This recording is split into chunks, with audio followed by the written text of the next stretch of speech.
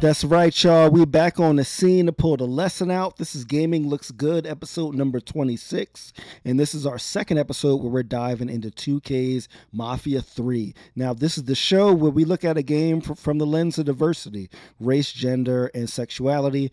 That's where we play in the space. I'm Shareef Jackson, broadcasting to y'all live out of Milwaukee. Let's dive right into Mafia 3.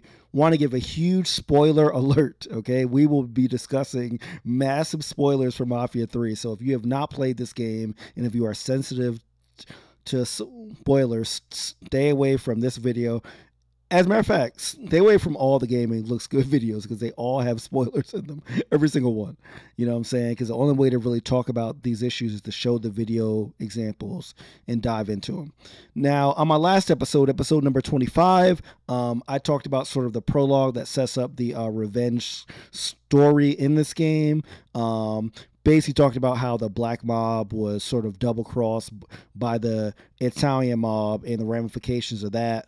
And I also focused on the fact that there were not a lot of women, the first 3 or 4 hours into the game. There were some in the background, and there was one, namely, after you take out the Haitian leader Baka, or who you think is the Haitian leader, there's like a woman that's like a prisoner, and it shows her she like escaped and she's sad and she's crying.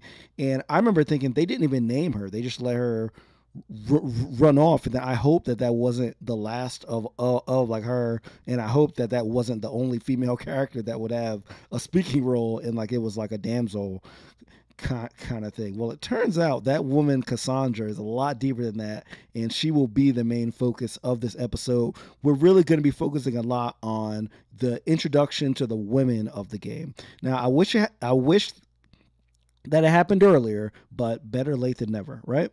So let's dive right into our first video, and this is where we're actually going to be talking about NPCs that are actually talking about the murder of Dr. King. So let's check that out. Heard they're flying James L. Ray back this week. Still amazes me they expect us to believe it was one man who did end Dr. King. It's too easy. Too pat. Let's say he was the one who shot Dr. King. Just him and no one else. What if it's really that easy to strike down a great man like Dr. King, President Kennedy, Brother Malcolm? Then nothing in this country will ever change. Now you struggle and you sweat and someone can take it all away just like that. Huh? Shit, man, you know I do right by you. Hey there, brown sugar. You sure looking sweet today. You go to hell. Now, I love this section because it wraps up so many things in this one conversation, right? Point one, women were very integral in the movement, right? Still are now. So the fact that they're talking about how easy it is for the system to take away agency and the power from these great leaders, King, JFK, right, and Malcolm, not to mention Medgar Evers, everybody else, right? The fact that the system can take that away, and then a representative of that system openly harasses them in the street, right? That's something that was felt then and still felt now. I mean, when we talk about the murders, right, of black men and women that have been on videotape and cops still getting off, right? That's still that like sense of you feel that loss of like agency and like a safety from the very system that, was sworn to protect you, right? So it's almost like if these people are like getting killed, what the fuck is going to happen to me? So I love that part, even though these are NPCs that aren't really main characters as of yet in the story. I thought that this was, a great introduction to the women of the game, right? Because as I said before, there weren't that many women in the first 4 hours. Now, they should have put this scene a lot earlier, though. I do think that, this wouldn't have been a misplaced scene if it happened earlier. So after that, let's get introduced to Cassandra, who, again, is that woman that actually turns out to be the leader of the Haitian mob. Like, you know what I'm saying? And in the last video, I said that Baca, like the man that we thought was the leader, that everybody in the city thought was the leader, because how can you conceive of a woman actually leading a mob, right? He said that black men should never, serve a white man. So they made it clear that the Haitian mob was a pro-black mob, and that they didn't like the fact that Sammy and the other characters were like working with the Italian mob. And Cassandra is really, shares that same mentality. So I'm gonna play a couple of clips from her. She's an amazing character. Let's just check it out.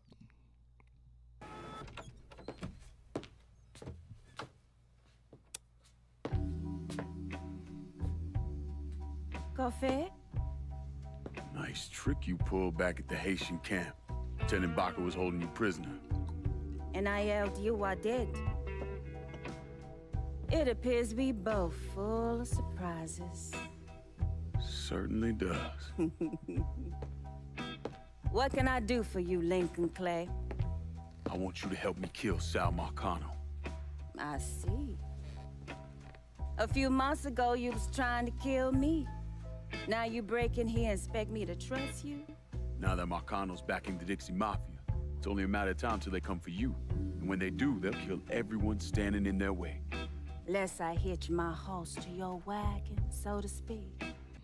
Now, this is very interesting because based on the music, which is awesome, by the way, they're almost setting up this weird flirtatious / negotiation thing, which at first I was a little bothered by. I mean, I don't mind, like a woman kind of using her sexuality to sort of get what she wants, but I was hoping that there was more to her, right? That she really was the brains and the brawn behind the like Haitian mobs. So I was hoping that like she had the sexuality, the talk, the like brutality, basically a lot of the stuff that I really liked about Lorraine Barrett, who like I talked about in episode number 23 about that covered Ubisoft's The Division. So let's check out some more of how she carries herself.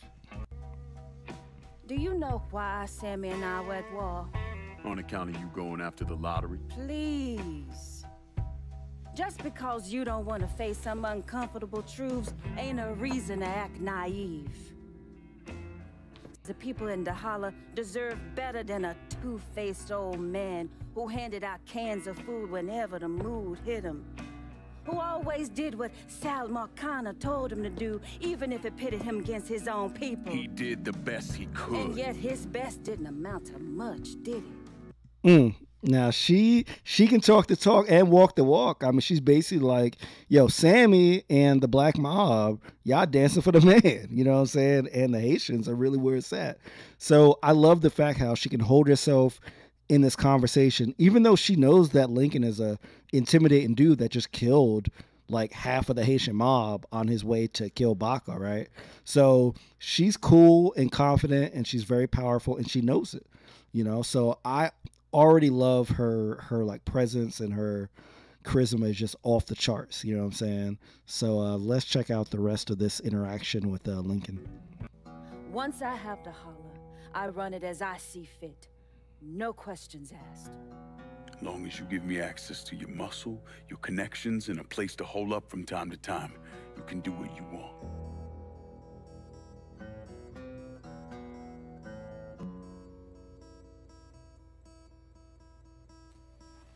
Marcano replaced Sammy with a man named Richie Doucette. Do you know of him?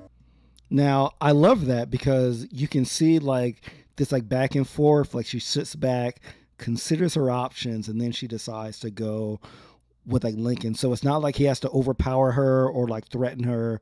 They're really on the same level here, which I love. There's that sense of like respect, even though both of them are criminals, obviously. But remember, y'all, this is 68. You know what I'm saying?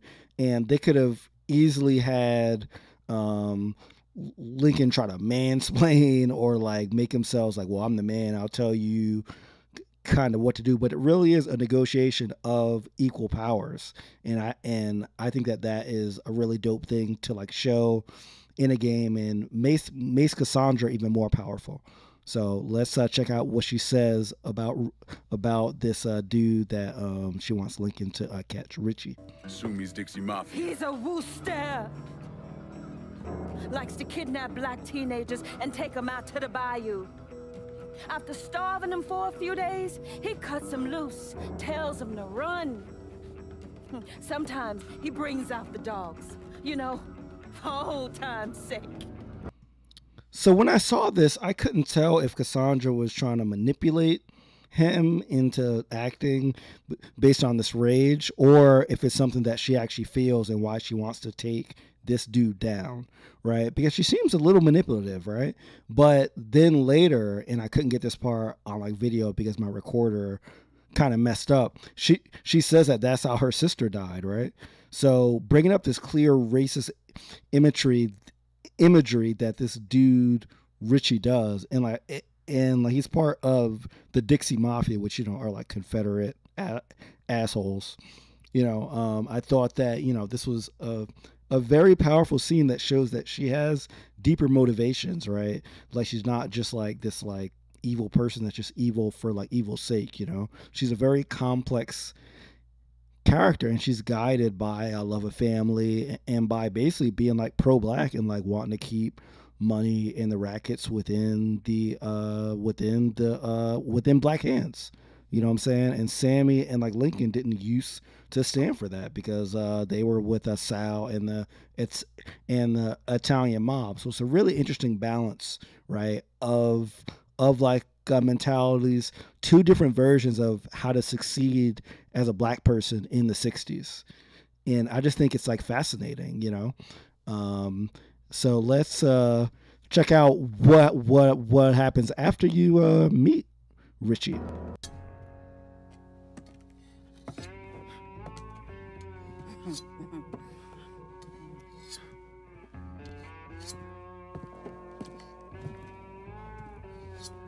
This man's name is Jesse. We were just having ourselves a little conversation about Richie Doucet. Listen, I ain't done nothing here. I don't know anything. I was just taking a walking down the street and she just grabbed me is all. You a Dixie Mafia? No. Yes. I mean, shit. I did it for the money, you hear? I ain't got nothing personal against y'all. I love that shit. That's like shit. I got caught being racist. But the good thing about this scene here, now this is not Richie. I apologize. This is one of his associates. But the good thing here is that it shows that Cassandra gets her hands dirty as well. You know what I'm saying? In the previous scene, it seemed like she might just be the brains, and she might, you know, kind of like use like the men, right, in like her mob to actually, you know, kidnap people and like torture people. And here she went out, she kidnapped this dude and started slicing him the hell up. You know what I'm saying? So she really is the complete Haitian mob all in one person. You know, now she definitely has obviously people under her, but she's not afraid to get her like hands dirty. And I love that about a character. You rarely see that with like female characters, let alone black ones, right? So I think that like this was awesome. So now let's see what happens when you catch up with Mr. Richie after this dude here spills the beans on where he is. Oh, no. No, please, listen, just decent thing would be to let a man get in a prayer before you kill him. You can pray on the way up.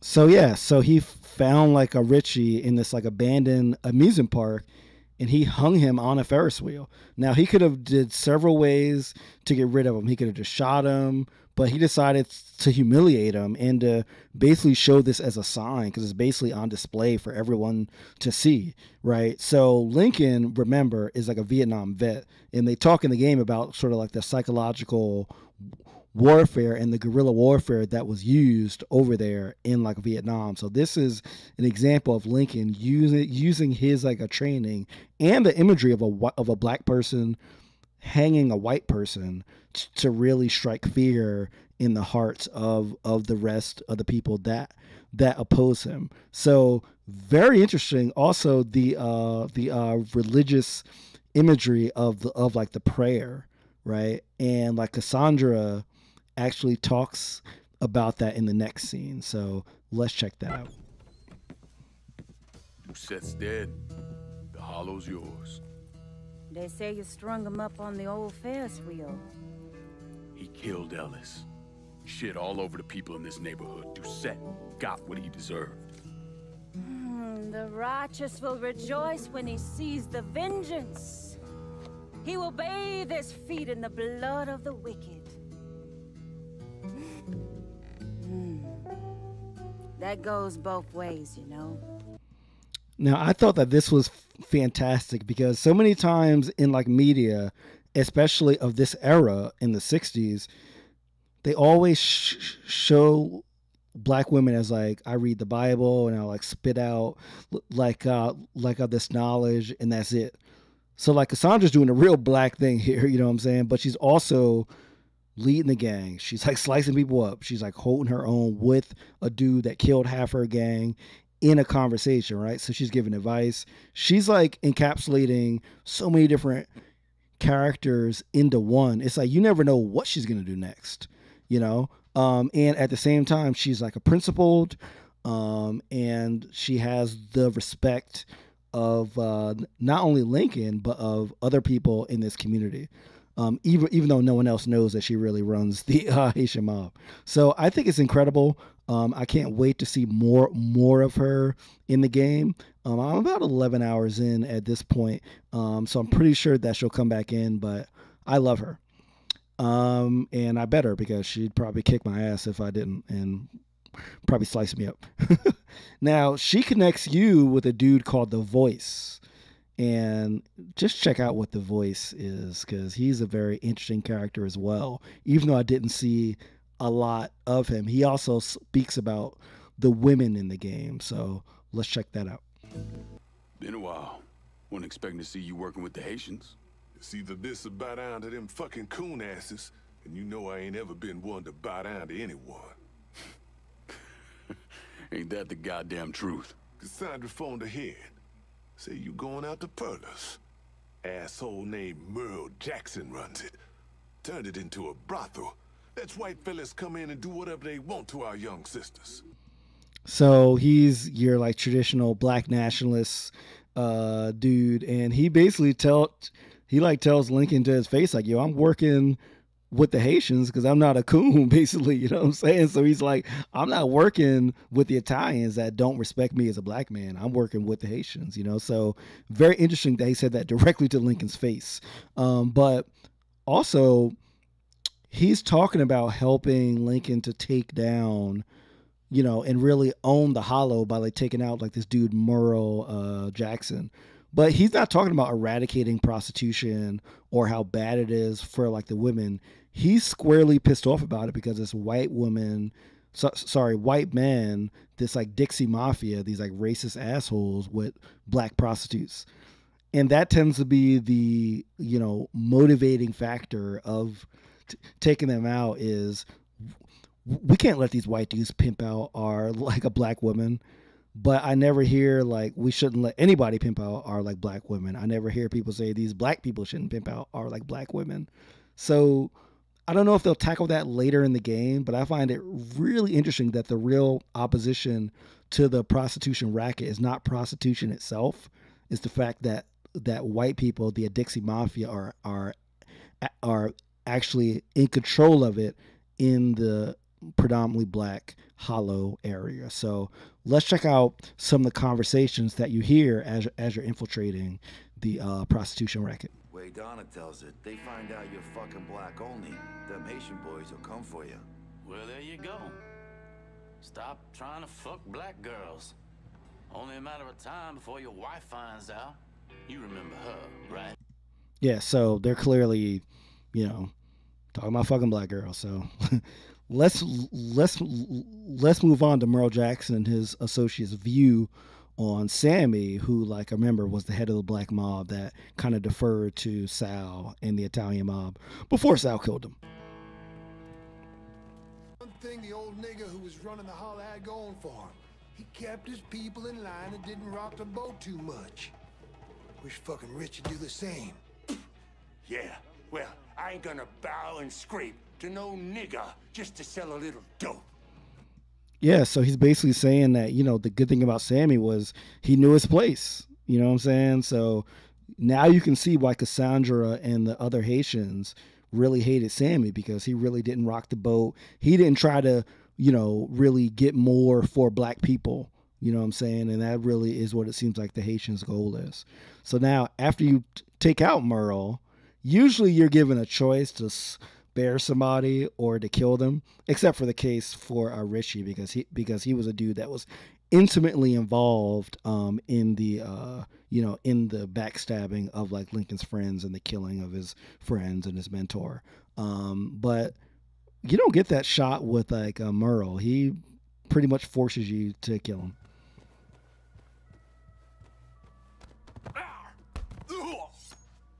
Well, what you gonna do, nigger? This.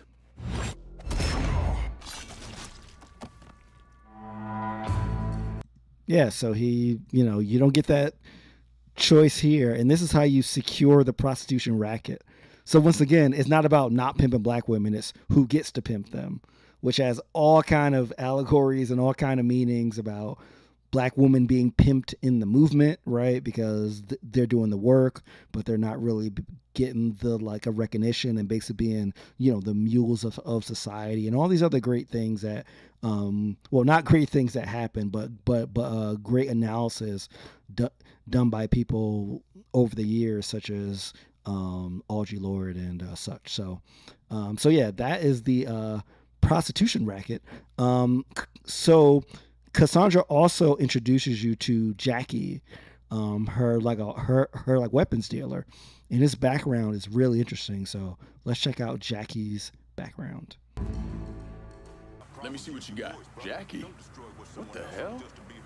Why are you driving around in a truck? What happened to your store? Government shut me down. They don't want niggas buying guns. When we gonna start shooting the hell out of white folks or some such? Motherfuckers. Tell me about it. Let me know if you see something you want. So basically, Jackie is Cassandra's weapon dealer because he had a gun shop and they closed it down. Like they said that you can't be selling guns because there's black people here.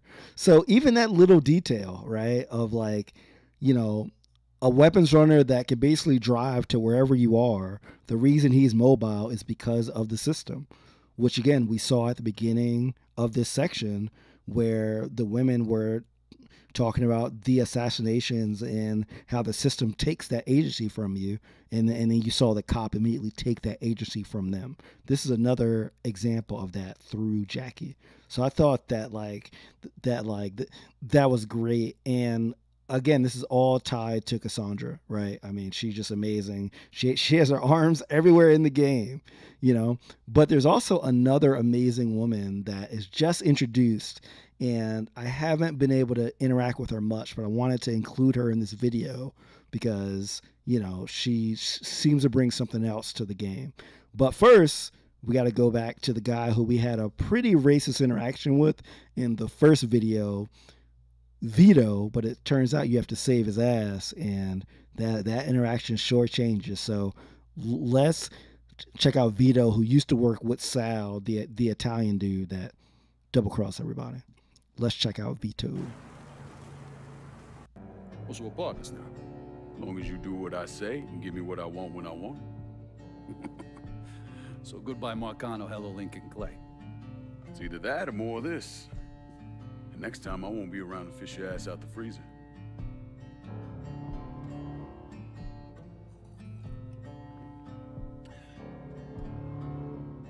Nobody kills that scumbag but me. So, once again, guys, just like how what Cassandra, it was this negotiation of two equals, and like it was a black man and a black woman, and there wasn't anybody trying to one up each other.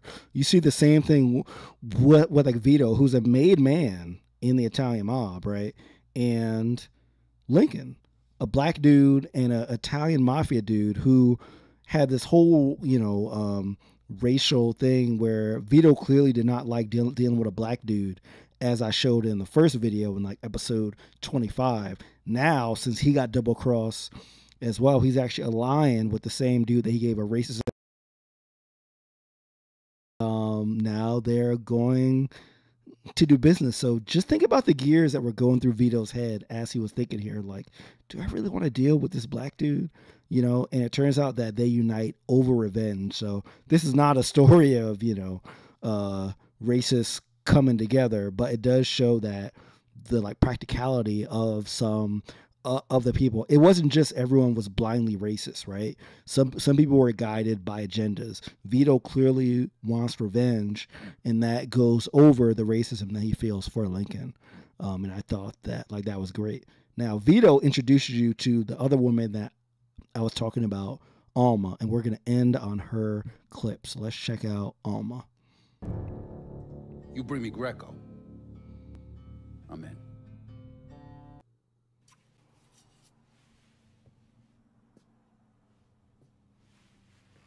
You're him, aren't you? Lincoln Clay. Vito asked me to come see you. He wants our guys to do double the runs. Double the runs means double the chances of running into the Coast Guard. Well, I don't think I'm gonna be too much help dealing with them. So I will deal with those hijos de la gran puta. I need someone to keep the warehouses full, keep the money coming in. How much we talking? Enough to make it worth your troubles. You're gonna be hitting trucks for the contraband. Seems simple enough. I'll let you know when I get the first truck. You didn't just save his life, you know? You brought him back. The real Vito. Now, I apologize for the video skipping around a little bit. Again, I was having some trouble with the capture, but this is Alma, who's the first Latino character that you really talk to in the game. You know what I'm saying? And remember, y'all, this is in New Orleans, all right? So they should be all over the place, but she is, I believe she's Cuban. And again, she starts off cleaning a gun, and she's talking about blowing up trucks and shit, and she knows who Lincoln is, and she's down with Vito, right? So again, this looks like another powerful woman that, negotiates on equal terms with like a Lincoln as well. So I hope that she turns out to be as complex as Cassandra is, because, these are two great female characters. Well, I'll say Cassandra's proven to be a great female character. Alma, we still have to wait for, but the setup is great. And we'll talk about more on part 3, where we'll talk about Burke, who leads the Irish Mafia, and we'll talk about what happens when you actually go into segregated restaurants, and also how the police response actually depends on the neighborhood that you're in. So we'll talk about that and more stuff in part 3, episode number 27. For now, though, I gotta be out, y'all. I gotta edit that episode and release it. So peace, y'all. Have a great night.